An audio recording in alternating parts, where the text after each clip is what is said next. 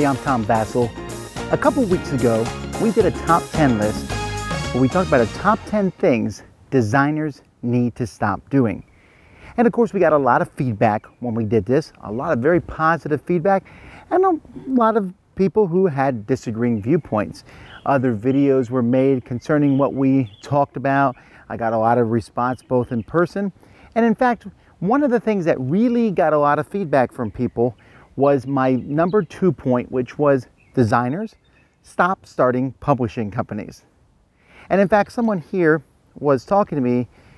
They wrote about something else I said was very similar, and they said, Tom, I know you care deeply about the hobby, but please don't discourage future board game geniuses because they're going to make some mistakes.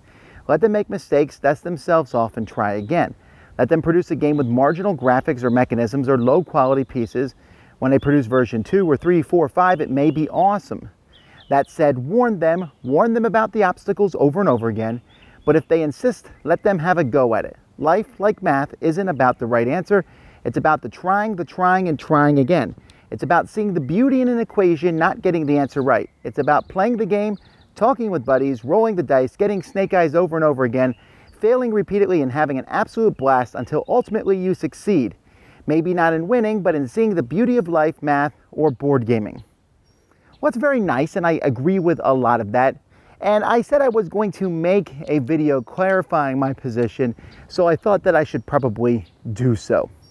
Now, first of all, it's really obvious that I don't think that no one should ever start a publishing company, because then we would have no publishers making board games, and we really want to have publishers making board games. But if you are a board game designer, my first response to a board game designer who is going to start their own publishing company is to say, don't do it. And then I guess my reasons, or you would say to me, why? Why should I not do it? Well, first of all, I would have a bunch of questions for you. If you're going to go start your own publishing company as a new designer, what are you going to do differently? How is your publishing company, how are you going to be different than every other game manufacturer out there? What is going to differentiate you? And I think a lot of people don't have the answer to that question. They just want to make board games. They want to get into the board game publishing. But how are you going to be different than Days of Wonder? How are you going to be different than Fantasy Flight Games, Stronghold Games, Greenbrier Games, and a host of other companies? What is going to differentiate your company? And a lot of people don't have the plan for that. Their plan is mostly just, I want to start a company to get this game produced. And they don't have something farther than that. And that's my second question is, do you have a plan? And not my plan is to, make a board game and then go from there.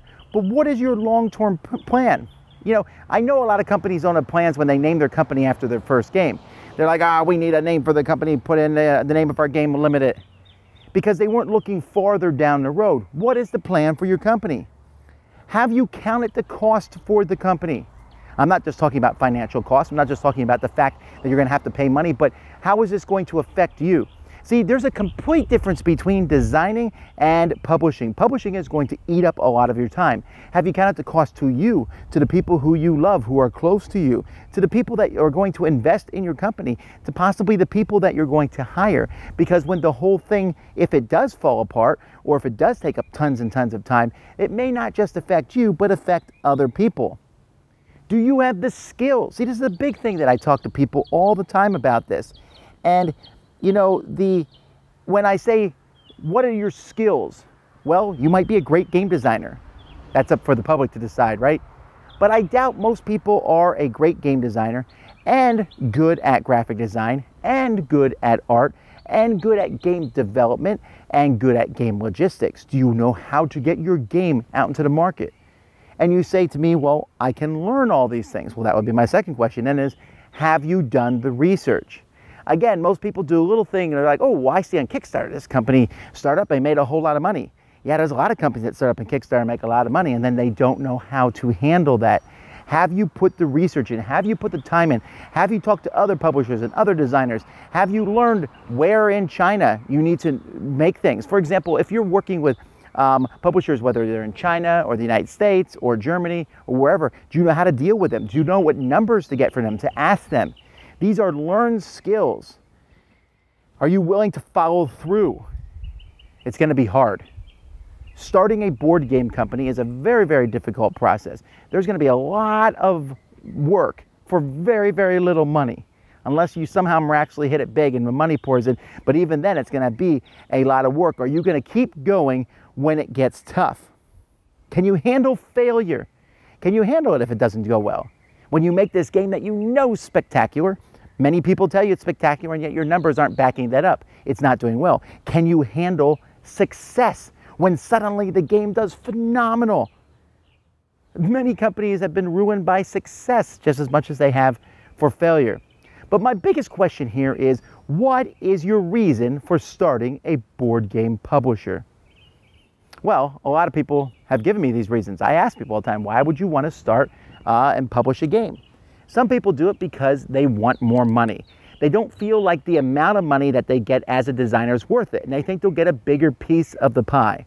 Well, first of all, I highly recommend you talk to a lot of publishers about the costs involved in publishing a game. It's a lot more than you think, and there's not many publishers getting rich off the back of designers.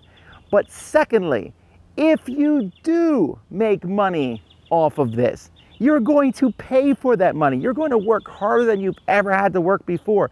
You're going to have to look at proofs of the board game. You're going to have to work your butt off just getting your game into stores and getting that out there. And it's going to be work, work, work, work, work. And you're going to find that the work of a publisher is going to far outdwarf anything you did as a designer. And many designers who move into the publishing business find very soon that they will stop designing. You might get more money, but you're going to have to work for it.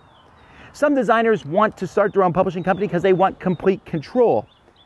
Now, I understand that. You know, if someone offered to buy the Dice Tower, I would probably not be keen on that because I like having creative control over this.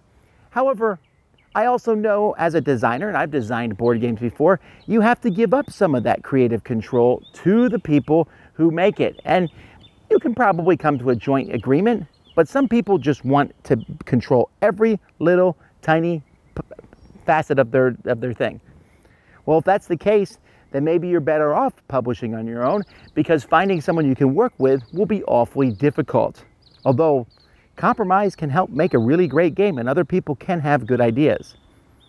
Some people, the reason for starting a board game company is because no one else will publish their game. Now, I think this is an extremely bad reason.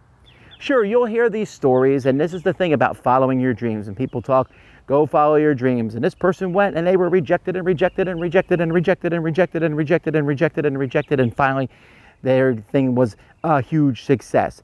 And we see movies on TV like us all the time.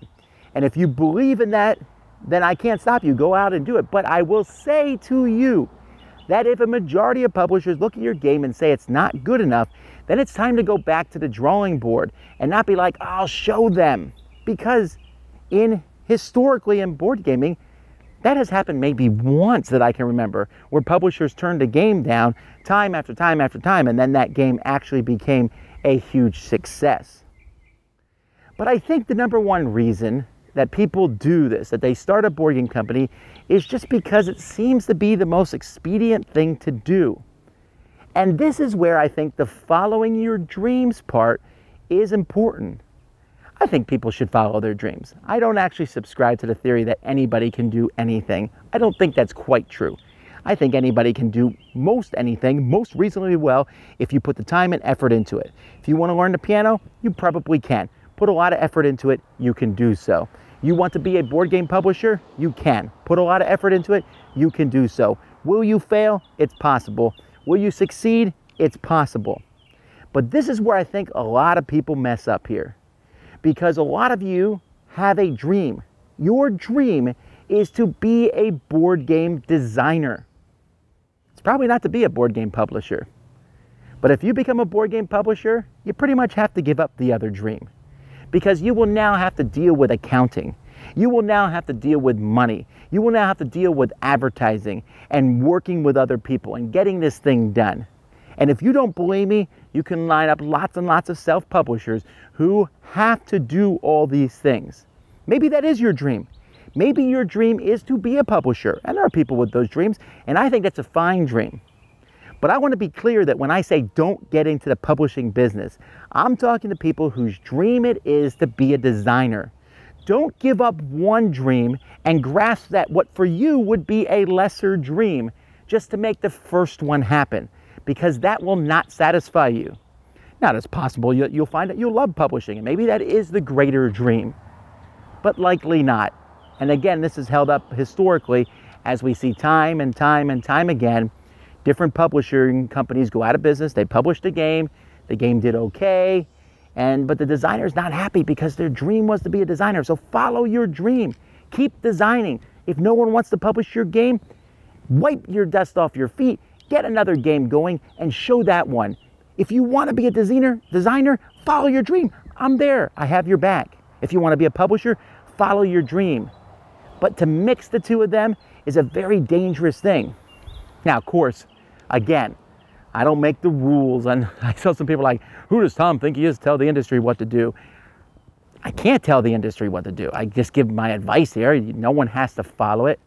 But I want your dream. I want you to be honest. What is the reason you're getting into publishing? Because if it's just because I gotta do it to realize the other dream, no, you don't.